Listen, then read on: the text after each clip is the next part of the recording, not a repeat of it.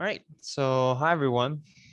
Welcome to today's workshop. My name is Kyle. I am the digital literacy assistant here at Burnaby Neighborhood House.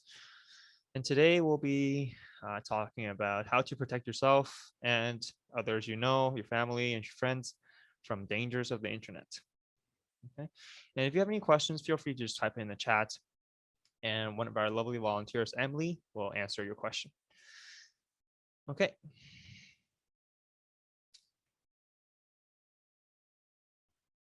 So first of all, we all know that the internet is the new thing. It's great. It can help us do a lot of things that we normally couldn't do at home, like do banking, seeing our friends, attending fairs like this one, or let's say applying for government services. But there's also a lot of dangers on the internet as well. For example, people trying to steal your personal information, trying to steal your banking information, trying to steal your money. People trying to hack into your computer. So what are some things we can do to protect ourselves from those dangers? Well, primarily there are two ways someone can get access to, let's say, your personal information, like your credit card or your financial information. One, they can either hack their way into a database, let's say hack into your computer and get those information, or let's say hack into one of your banking accounts and get those information. Two, you would give the information to them by either, let's say, them pretending to be another organization or pretending to be the government. And then someone might think they're legitimate and then just giving those information to them voluntarily. So let's start with the first type, where let's say they hack into someone's account or some database. How do we protect ourselves from that? Or what's the best way we can protect ourselves from those threats? Well, the easiest method is to create a strong password for all of your accounts. For example, your computer itself, your banking accounts, your email accounts, especially, because what happens a lot of times when people forget their password, different companies actually will send, let's say, a password reset link to your email. So you would need to be especially careful with your email password. So let's look at some examples. So let's take a look at this sample password, 123456. And what do you think are some problems with this password? You can just type it in the chat.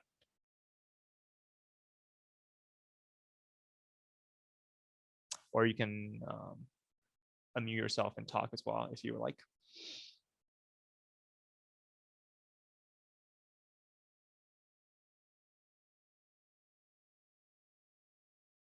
Yep, definitely. It's a default password. What else?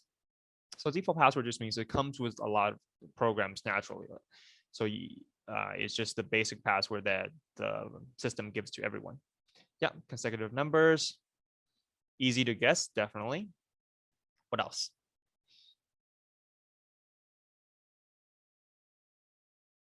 In terms of length, do you think is long enough to be secure?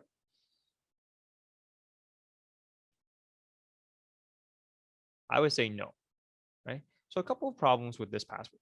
One, it's consecutive, so it's very easy to guess, just like what we said. It's very common. So this would be the first couple of things. If a hacker was trying to, let's say, try out some password for your account, this would be the first couple of things they would try. Two, is too short, right? Because it's too short, it's very easy to guess, because when hackers are guessing password, they always start with the shortest ones and they work their way up to the longer ones. And three, there's not enough combinations. So we're only seeing numbers here. So if you really do the math, there's only roughly around 100,000 combinations for 6-digit all number password. So if they have the willpower, they can just test it out and they will be able to find the password to your account. Or they can just write a computer program to do that really fast. So that's a couple of problems with this password. So let's go one step up and take a look at the next one.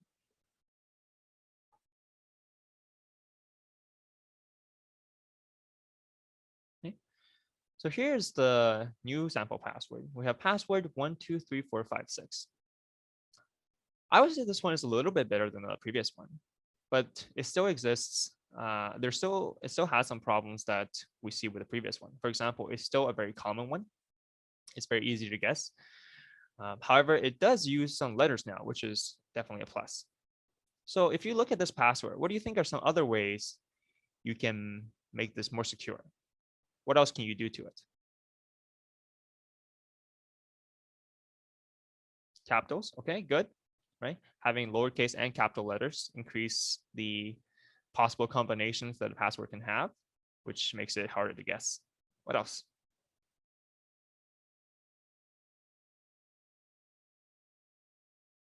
Aside from, let's say, letters and numbers, if you look at your keyboard, what else? Yeah, unusual characters. So you can also add, let's say, special characters like exclamation marks, dash, brackets into your password as well. And that will make your password a lot more secure because there's so many possible combinations when you add those symbols in. Okay. So I took some of your suggestions. I put, this is what I came up with, right? So I have capital letters now. I used a random number, so it's harder to guess instead of 1, 2, 3, 4, 5, 6, 7. I used 2913, which is harder to guess. And I took it one step further and I turned it into this password. Okay. So this password, I would say, is a pretty good password. Okay, because it has a couple attributes.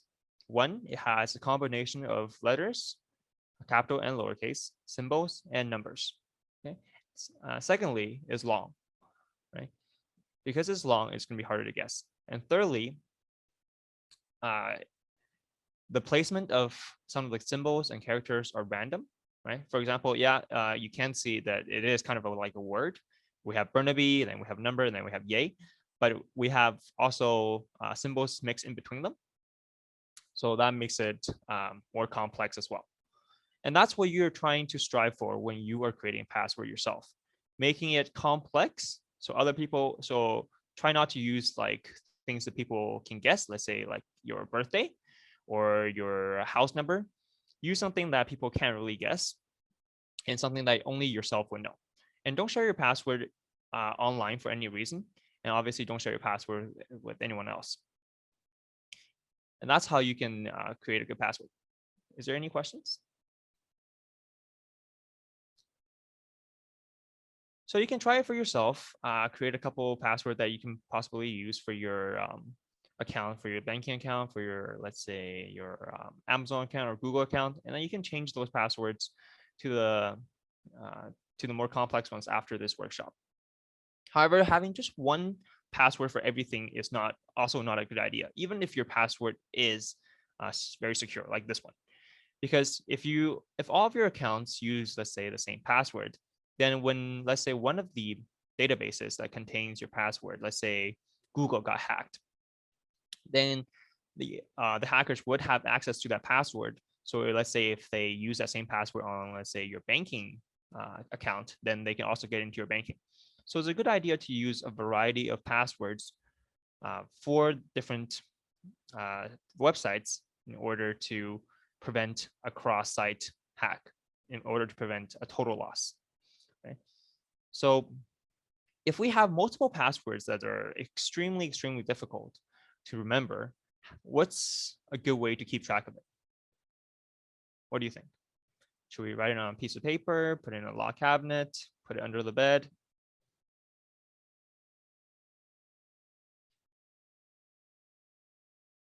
Because as a tech assistant here at B&H, what I usually see is a lot of seniors actually forget the password they originally set. So a lot of times we have to reset the password for them every time they try to log into account, which definitely creates a lot of hassle.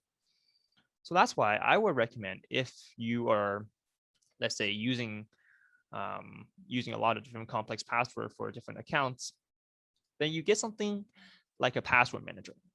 What a password manager does is you only have to remember one password, and that password will unlock a password to every single account that you have. So what you can do is you store different password and accounts onto that program, the password manager, and then you can lock all those passwords up using one singular master password. So all you got to do is remember that master password, and that password will allow you to basically have access to all of your other complex ones without having to remember, let's say 70 or 80 different combinations of letters and numbers. Does that make sense so far? I hope it does. So you might be wondering, what are some limitations of this program? Well, obviously, first of all, if you lose your device, right? If you lose your device, then if you lose, let's say you lose your computer and your password manager is on your computer, then you definitely won't be able to access those passwords anymore. However, lucky for you, most of the passwords nowadays, they are online. So that means even if you lose your device, as long as you remember the login information for your password manager, you can still log on from another device and retrieve your password and information there. So a couple ones I would recommend for you to use is number one, Bitwarden, and the other one is called Firefox Lockwise. They're both free, and they're both quite known for their security and integrity, because when you're choosing a password manager, you want to be careful that it's not just actually a malicious, let's say, software trying to steal all your password and posing yourself as a password manager. So these two are pretty good. If you're thinking about a password manager, I would recommend these two. Okay, so you can try them out and do a little bit more research afterwards. But the thing with Firefox and Bitwarden is they both work on both computer and cell phones and tablets of all sorts. And Firefox is actually built directly into a Firefox browser. So whenever you're logging into your websites or logging into your accounts, it will automatically fill the password for you. Okay. And same thing, if you have any questions, feel free to type in the chat. So that's number one. That's how you can protect yourself from, let's say, being hacked, or that's the most you can do to protect yourself from being hacked. What about when, let's say, other people try to impose us things that they're not and try to get you to voluntarily surrender your personal information? How do we recognize those things? Well, let's look at a couple of scenarios. Okay, phishing and scam. So one of the big points or big phishing tricks that scammers use is actually get you to go onto their website, which is supposed to look like an authentic website, and enter your password and your account information voluntarily, and they will record it and they will use it on the actual website. Right? So how do we protect ourselves from those situations? The easiest way to protect ourselves is actually to look at the website link or look at the website URL. Usually we find the link to the website at the top of the page. So you will see something at the top of the browser like this. For example, we have the HTTPS www.bmo or bmo.com. So that's an actual legit website that lets you go to the Bank of Montreal website. However, underneath it, we have another one which looks quite similar to the first one, especially if you only compare the first part, but it's spelled slightly differently. It's BOM instead of BMO. So if you compare these two, what are some differences that you notice?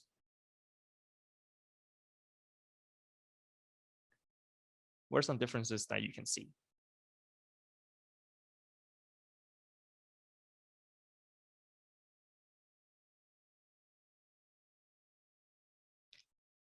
That's right. So one of the things that you can see right now is that the first one we can see the BMO one has a log symbol beside it, right? So it's a secure site. Whenever you see a log symbol beside the website link, that means it's secure. That means like whatever you send between the website and the computer, it's harder for other people to read it, or it's very difficult for other people if they want to, let's say, intercept the message and take a look at, let's say, what's your account information and password and stuff like that you're sending to the website. If you look at the bottom one, the lock is crossed off with a red line. So that means it's not secure. If it's not secure, that means it's very easy for people to see what you're doing to the website. Like, let's say if you're sending any personal information across to an unsecure website, then it's very easy for someone to open the package up and see, okay, so this is what you're trying to do. This is, let's say, the password and the account information that you entered. That's number one.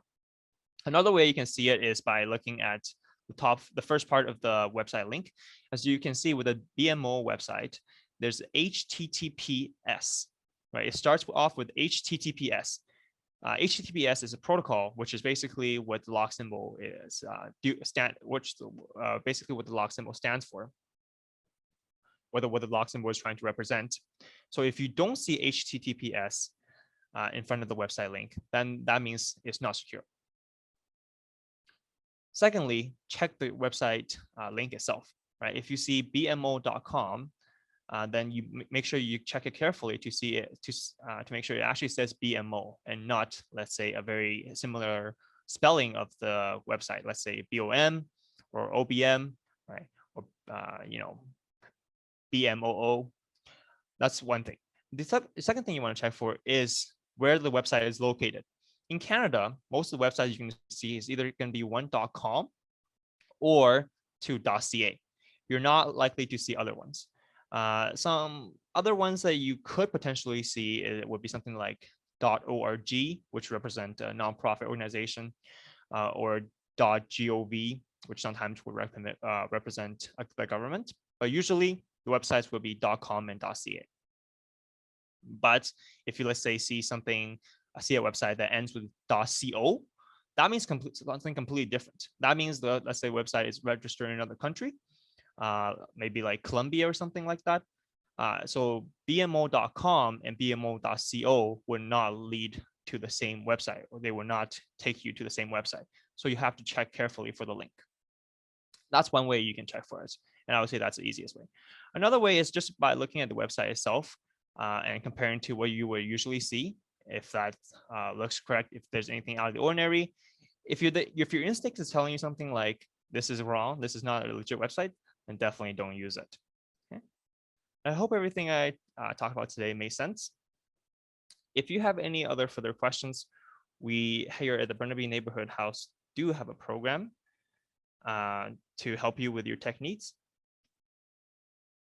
Oh, my screen share just got stopped, but I can send the poster to you in the chat.